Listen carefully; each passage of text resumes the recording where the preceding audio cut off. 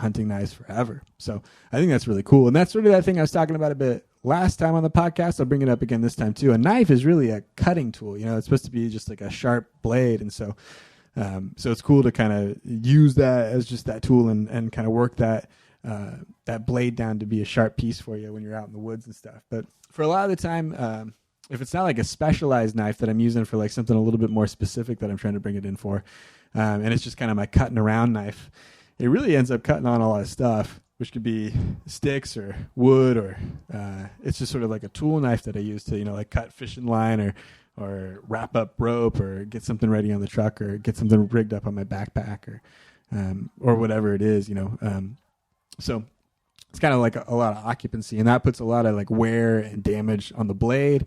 And for as little as I'm saying I sharpen it, the blade is really often pretty dull. Like I don't know if it's really like prepped to just do an easy slice through of a lot of stuff, or we really like take advantage of that cutting edge on it. So yeah, sharpening stuff is cool. There's a couple brands that do sharpening out there. You can get them in a lot of places. I think the one that I see often is Smith's as a sharpener. They do a lot of kitchen stuff. They do a lot of pocket knife stuff. You can get them at Walmart. You can get them at Weimart, I'm pretty sure. The one I prefer, though, is the brand WorkSharp. WorkSharp you can find in a lot of places, too. They're available online also. And if you're an Oregonian, I think it's a company based out of Ashland, Oregon. Had no idea until I was looking at their pamphlet and trying to figure out which pieces I should get. But WorkSharp, they have a number of different sharpening tools. And I guess the reason I kind of elevate them above the Smith stuff, at least for some of the things that I'm kind of interested in, their tools are just like similarly priced, but like a little bit more robust on the WorkSharp side. So specifically is this electric belt sharpener that I'm looking at. That sharpener has way more flexibility, way more robustness, way higher horsepower, just kind of machining to it. The other Smith's kind of knockoff version of it is much more limited, much thinner component pieces, kind of plastic component pieces. Nowhere near the same kind of quality or longevity would be expected in that as like a tool. This other piece is sort of like, oh, that's like a power tool, is sort of what you're looking at there. Also, in addition to that, the WorkSharp stuff has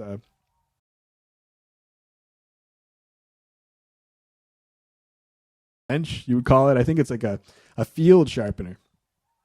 I'm actually pretty interested in this, but I think it's a field sharpening piece. It's sort of like a little flat piece that you bring with you in your backpack or in your truck when you're going out on a trip, and you'd have it in your camp or you'd have it with you, and to sharpen up a knife. And it really takes more time than I thought it did. You kind of look at a quick video or something, and you look at a guy kind of do 8 quick whacks on a sharpener, and then there you go, cutting the hair off my arm in no time. But really, for a lot of this stuff, after I've kind of beat on a knife for a bit, it takes like a half hour to kind of work the two sides of a knife on a whetstone and grind it down. With an electric sharpener, man, it's like, a pass, 2 passes or whatever it is, it kind of re-angles that grind immediately. But if you're just kind of rubbing that blade against the stone, it takes a long time to sort of work in the sharpness to it, and really level up that knife to a higher level. But yeah, this WorkSharp sharpening bench is pretty cool. It's kind of a little platform. It's got these angle guides on it, so you can put the knife on that angle and then cut across that flat surface, and then kind of put the right angle grind in on your cutting knife. Then on the side of it, I think it has like a ceramic alignment rod. You've probably seen those in your kitchen or something too. You run your kitchen knife, or you've seen a chef or something before they get going on a piece of meat or their vegetables or whatever. You see a little chef video, and they'll kind of run their chef knife across this sort of solid rod that they put down to the table, and shrink, and then they align the blade by kind of coming in on the right cut and then the left cut of the blade from the hilt. Is that by the top of your hand there when you grab it? But sort of from the hilt end to the point, and then you kind of, I guess it pushes the atoms, it pushes the blade, whatever little kind of microscopic warbles you'd have, those little meanders that you'd have, and what you'd want it to be a real straight, fine, aligned blade there. I guess those kind of quick slices on that piece of steel, they align that and then bring that into a sharper piece. There's also like a leather strap. I never got into leather strap. I should probably. That's sort of a part of it I really don't understand yet, of like working the leather strap. I've seen people use their belts That sort of made the most sense to me if you have that around. But really, like as a thing I'm going to bring out back with me. I haven't really brought that back out. But yeah, you run the knife backside across the leather, and that's supposed to, I guess, do even more to sharpen it. But at a point, it's like, man, that must be some sharp knife. Have you seen the test though, like that? You know, where they put it up to their arm hair, or you know, like guys do that a lot. I've seen chefs do that.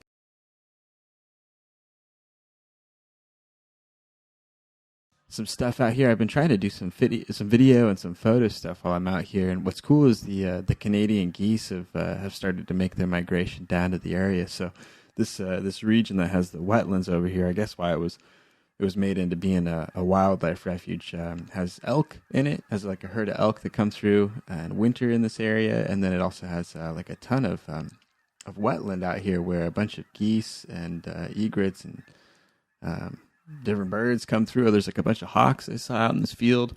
There's eagles, like bald eagles, that come through in a pretty high number. I think a little later in the year, or kind of like in like January and February and March is when I see them out here, like down in those fields. I think I maybe talked about it last year, where these this field, you know, you just see like 6 or 7 bald eagles floating out in the line of trees out by the creek side, and then they would kind of come out, fly around, kind of be competitive with each other, sort of do loops around each other, try and get carrion that had, I don't know, been left out in the field somewhere. So it's kind of weird to see like how these birds kind of act and how they operate and stuff. But that's cool about coming down to this wildlife refuge areas. It's really not too far from the downtown area of where I'm living, and just a couple minutes outside of it, you can hop over and check out some wildlife stuff. I haven't seen any elk out yet today. I have recently, but I thought that I'd see him out here when I was driving around, and I haven't been able to spot any. I bet it's kind of one of those things, if you're out here for the full day, like either dawn till dusk, you'll probably come up across more than if you're just driving through in the afternoon. But it's cool, yeah. A lot of noisy birds out there, a lot of noisy geese and stuff that I'm hearing out on the wetland and stuff. But it was cool. Earlier I was driving and I saw a coyote. It wasn't a very big one. He was probably like, I don't know, maybe 30 pounds or so, maybe 20, 30 pounds. But he seemed like it was in there, but it still seemed like a pretty small little critter. It's kind of fun, though. Yeah, he's a bright-eyed, kind of fluffy, had his winter coat kind of perked up, and it was a coyote. He ran across the street, kind of right out in front of me, about, I don't know, 50, 60 feet or so, and then posted up about 15 feet off into the brush and the forest on the side, and then kind of pointed his ears up and then looked over at me and was kind of trying to scope me out. And so I threw a couple coyote whinnies at him, a little woo, woo, woo, woo, woo. So trying to sound like a coyote at him, and then he kind of looked inquisitively at me like, what is going on? Am I supposed to talk to this guy? And so then he started trotting off, and then I hooted at him again, and then he turned around and looked at me, and then he was like, I had enough of this guy, and then he started to take off. But yeah, saw a coyote out here kind of hanging out.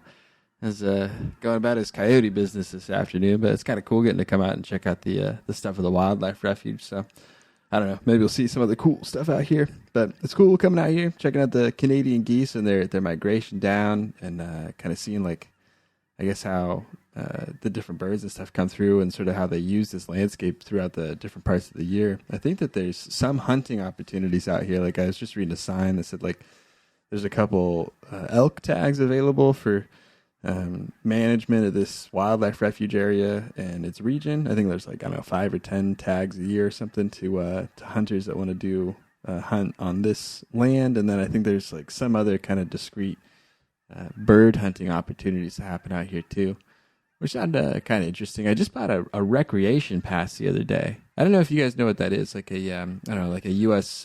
Fish and Wildlife or U.S. Forest Service recreation pass is the one that I bought. I think it was $30. I was kind of looking around at it.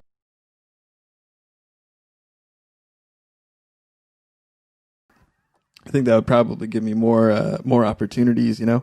But that's what I was trying to kind of figure out when I was looking at it. I was like, oh, what does this give me access to? I thought it was going to give me access to more of the I don't know, the Forest Service campground locations that are in Oregon and Washington that try and make you pay some day use fee, you know, some nominal $3 or $5 fee. So I was trying to get like the fee for the year to sort of give me coverage for it, at least to like a couple of these little fishing spots that I go to that have like a pull out and a bank, and I think they ask you to pay to park when you're there. But I'm hoping that the recreation pass sort of covers me for some of the drop-ins that I was going to plan on doing in those locations. It's cool though. It lasts, I guess, the entire year.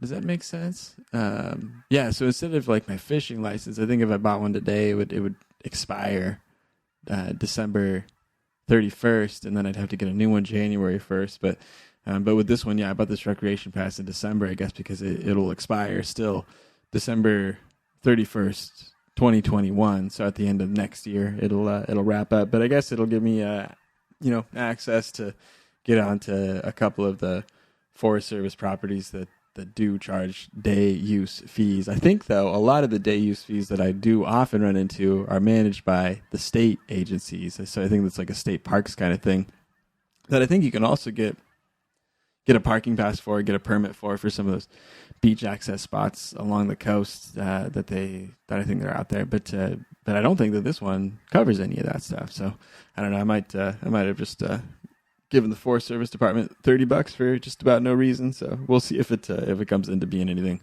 cool for me for the year. But I was looking at this article that had kind of popped up, and it sort of had been relative to some stuff that I had done. So I was going to mention it, but it was sort of talking about how everything now after the COVID-19 pandemic stuff is sort of throwing everything upside down. There's a lot of work from home stuff, and then there's also like a lot of displacement and stuff out of the cities and stuff. So something I was hearing about, and something I guess I've kind of done before is I guess there's a sort of a resurgence in, or at least there's been an uptick, I think, I don't know, for the last 15 years of people trying to do nomad work, or, trying to do work from home, but now it's work from your car, work from anywhere that you are, sort of stuff. And that's what's kind of cool about having an internet anywhere connection that you'd have with your cell phone, or, with some of the data connectivity that you get to have now.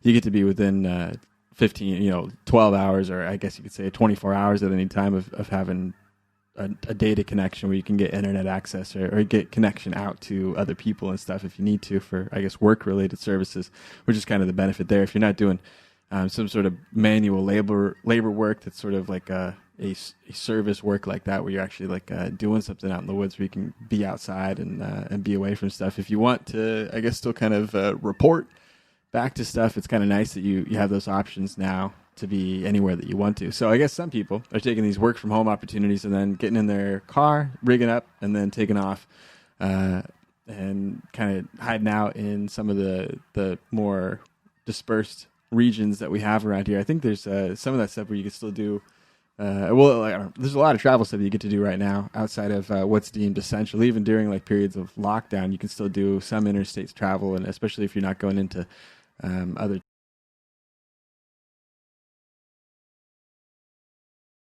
snow on a paved road that was kind of going out to a little turnaround spot on a forest road.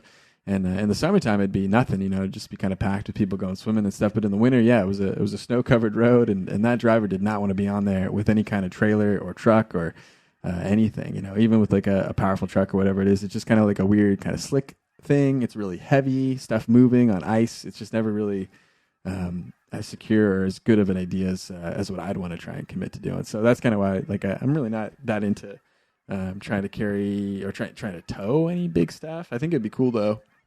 I guess like a couple of my friends and stuff, and sort of when I was doing the raft guide stuff, when I was doing the photography work for them, a lot of their transport equipment was vans with trailers that would carry their river equipment down to the river and back. So I could probably understand doing something more like that if I was carrying a boat. There's like a smoke craft boat that I want to take out to this lake nearby, and I think that'd be pretty cool. It's a pretty cool, like I think 3-seat, but it could probably fit 5 people in it. Sort of smoke craft fishing boat that I would take out to a lake around here sometime and do some fishing. And that it would require like a trailer, and it would require towing it out there and stuff. And I guess that's kind of different. It's still sort of I don't know, I guess more local travel. You're not really trying to do like a van life road trip expedition that some of the people in these fifth wheels that are doing long term. And I think a lot of the time, fifth wheels and campers and stuff, they're sort of doing I guess it would be an RV park style trip, which is sort of the opposite of some of the stuff that I'd be trying to do, where I'm trying to stay more strictly in the BLM or National Forest Service land, where you can camp for free or you can camp in a more dispersed way. And you can also kind of do more of the wilderness experience stuff that I'm talking about and I'm mostly more interested in.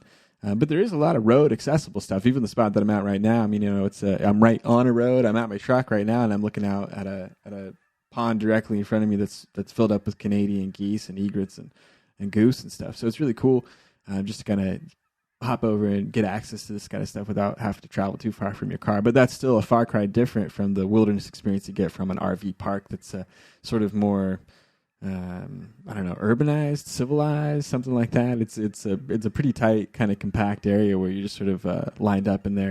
And if you have good opportunity or good locations that you're sort of set up with a vehicle like a fifth wheel, I think it's kind of cool. But man, there's just been so many times where I've been with people, even with pretty small, like 19-foot trailers, and you just can't get them backed up or turned around in the same kind of flexible way that you can with a pickup truck or an all-terrain SUV or something like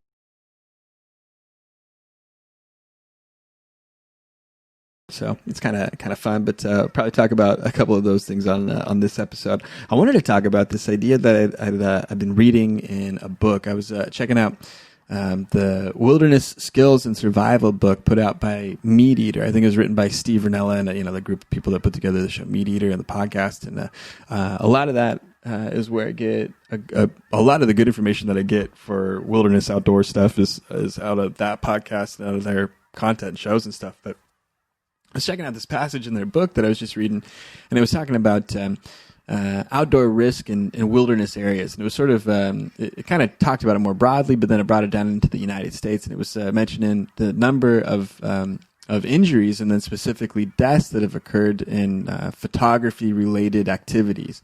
And it was mentioning that photography-related activities was one of the highest killers in wilderness in the last decade, as we really saw like a big ramp up of it. And I think worldwide the number was somewhere around 230 deaths have occurred, I think in relation to risky photos or selfies or kind of a number of different kind of, activities related around getting a good shot. And I can kind of get into more specifics around professional or, kind of how when doing work outside, you sort of get yourself into those positions. And then also in just sort of the more relaxed take of it, of being on vacation, being a tourist and taking photos and then getting into a risky situation. But as it was mentioning, animal attacks or, like deaths by a wild animal, or something like that, or freezing to death of exposure or something was kind of almost outpaced by the number of people that got themselves into a high risk and then eventually deadly scenario by doing some kind of photo activity in a wilderness location. So I guess in the United States, it was, I think 12 people have died from photo-related activities in wilderness areas within the United States in the last decade. 12 is really not that many, but that also kind of puts into perspective how many wild animal attacks there are that end in a fatality, I guess is how it is. So the numbers of both would probably be more if it was a more flexible tally of injuries only. But as it goes for fatalities, it's pretty low. There's really not many bear attacks. There's like no cougar attacks or mountain lion attacks, right? Like I think there was like one last year, one in Oregon, one in Washington. And then it had also been, I think, a long time since there had really been any cougar fatalities. Sometimes there are attacks. Sometimes it's like after a dog or something.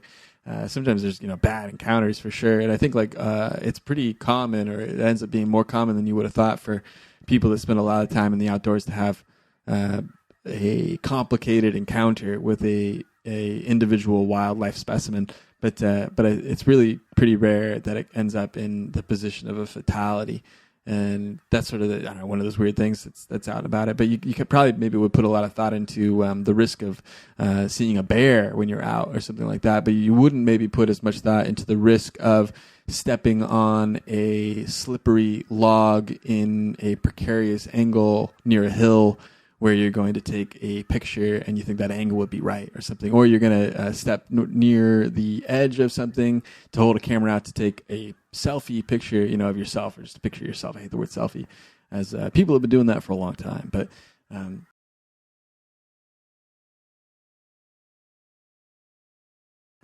risk of sometimes injury or sometimes kind of an exponentially expanding sort of scenario or situation where things kind of get worse and worse and worse and worse. Like you're out there in the snow in your car, or you're in your car, you're at a day and you're going over a mountain pass, but you're not really equipped to do like an overnight thing. But yeah, if you go out for a little bit, then you get stuck there, and then maybe you get back to your car, but now it's nighttime and now it's cold. It's just sort of like this escalating set of things that sort of start to cause more problems, and that's sort of kind of how some of these wilderness things go, where you don't really think it's going to be a problem, and then it starts to happen, and then that causes another problem, and that causes a few other problems, and sort of dealing with those sets of situations as they come up, so that they don't, just so that you make the right decisions and that you don't end up making more problems for yourself by trying to do something to help yourself survive.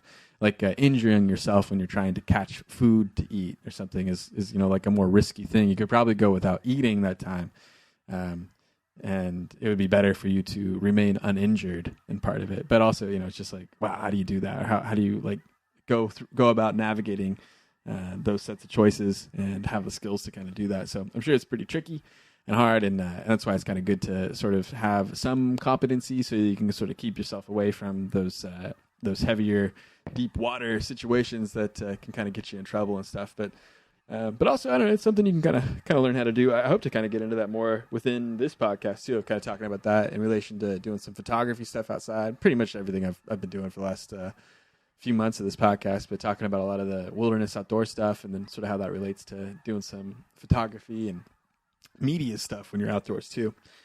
So yeah, I don't know, it's kind of trippy getting into the wilderness risk stuff that you can have out there, and I don't know, I've been pretty lucky with the kinds of things that have happened to me before. I think I've nearly been lost before out in the woods. That's kind of, or there's a few like hard fought lessons that I've learned over time, and part of it is to kind of like stop moving and stop making mistakes when you start to make mistakes. Man, that was kind of the tricky one of like trying to move around too much at night when it's dark out, because you think, well, maybe I can get in a better position because it's a risky position right now, but really movement at night is the riskier position, especially when like there's almost no risk of exposure problems or something like that. So I remember being out at night up in the mountains, and then I was in like kind of this rocky area, and I had lost the trail. I still had my gear with me, which is great, and so I could put down and kind of set up anywhere. But I remember kind of being weirded out. I weirded myself out, kind of being out there on sort of this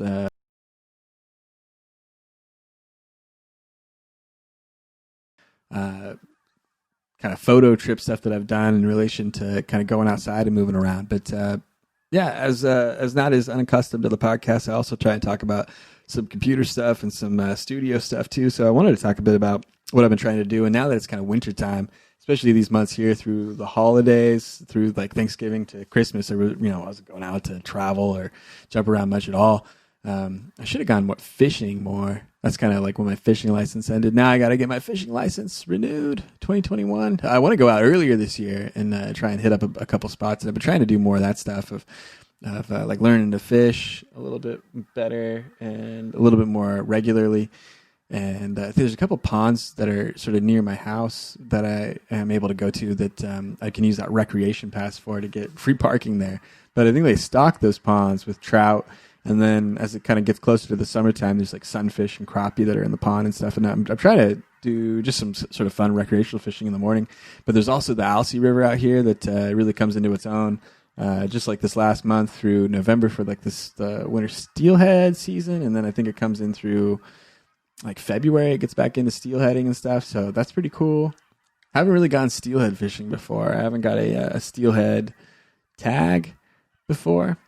So I've just kind of been doing the trout fishing stuff out of the rivers and stuff around this area. But it's been kind of fun doing that sort of stuff. And it's also been pretty light stuff too.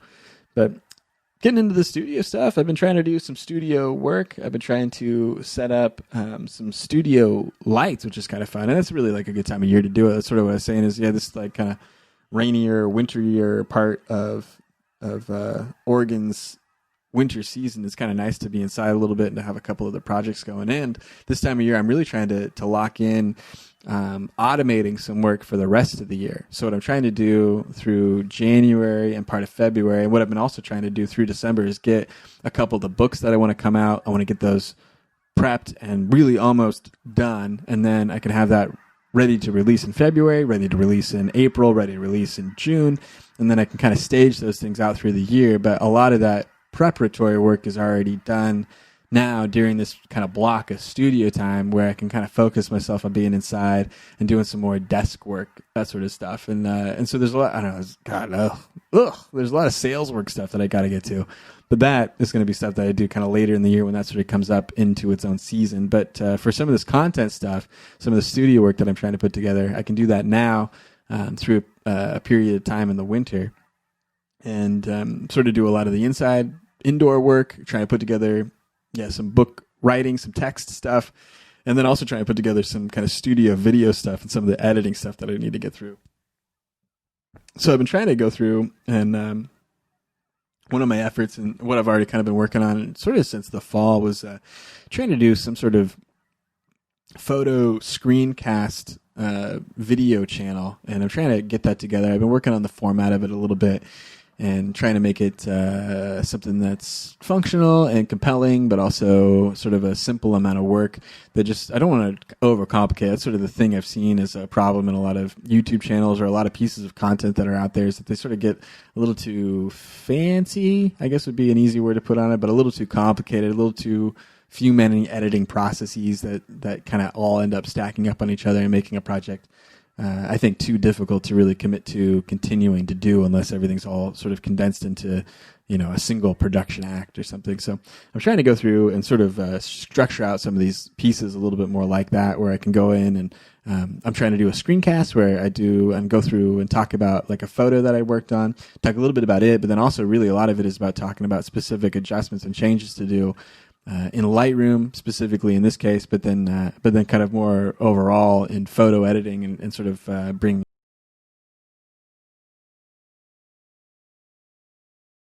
It's kind of cool going through all these pictures, kind of setting them up in these layouts, and then looking at them as a format in an ebook, and then also to be produced into different photo books. And I've got a few of my photo books around. It's cool.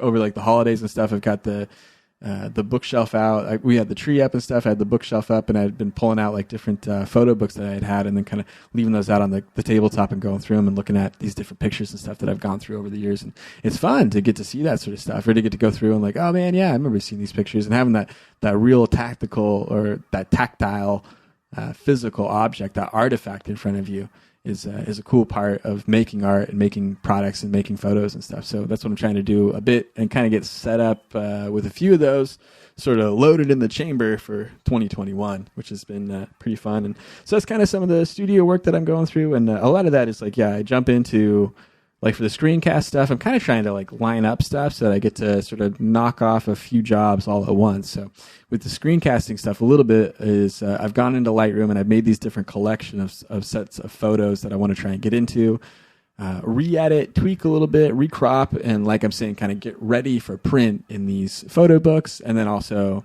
to equally go out in these photography ebook collections of fine art photography ebook collections. So as I go through and make the edits of this photo, what I'm going to try and do is do a screencast video. So I capture the video from the computer of me working on the photograph, and then kind of walking through it and talking about the different steps and changes that I'm making. And then also trying to get a wider shot, like a real view of my hands and stuff working, and sort of the tactile elements and changes and stuff that I'm making to the photograph. And I've got a way of displaying that I think should work okay. Maybe it'll just be complicated, but we'll see how it goes. But I'm trying to put together this set of screencasts that I can put up. I'll probably have them end up on YouTube for a while. We'll kind of see what other video opportunities there are out there for me. But as it goes, just kind of for a shorter thing, it'll be on my website and on the YouTube channel, so that I can have some video content of editing some photos, and hopefully that's a part of a solution to a problem that people might have out there. I know there's no shortage of people editing through different pieces, but I also think that I should have kind of my take on how to work with photographs and how to move some stuff around. And I think I have some ideas that are different than what other people are sometimes talking about. But we'll see how it is. I don't know. Probably a lot of it will be utilitarian sort of stuff of just do this, and this is how that gets done. And then other stuff will be, I think, a little more artsy, is sort of how it's going, where I'm kind of talking about different ideas or sort of kind of the artistic kind of poetic part, the human part of taking photos, especially taking landscape and nature photos, where you don't really see the eyes and the personality of a person in front of you. You have to sort of represent the eyes and the interest and the meaning of a photograph of nature. Yeah, and you have to kind of find out like those pieces that make it as interesting as a person's human face. And so that's kind of an interesting and kind of tricky thing to do sometimes. So it's kind of cool. And that's sort of what I'm trying to explore with doing some of these screencast pieces. Probably video overall is going to be a bigger part of some of the work that I'm trying to assemble over this next year. I've been trying to look at like some live streaming options. Talked about that a little bit before of doing some stuff with Twitch. And then I'm also looking at the YouTube live streaming options, and I'm trying to look at like different pieces of software. Like I was working with the Twitch software that is like the Twitch live streaming studio software that they have. I downloaded that. I tried it out. It's working well. It's working pretty simply. I can kind of handle some easy stuff with that. And then I'm also looking at the open broadcasting software.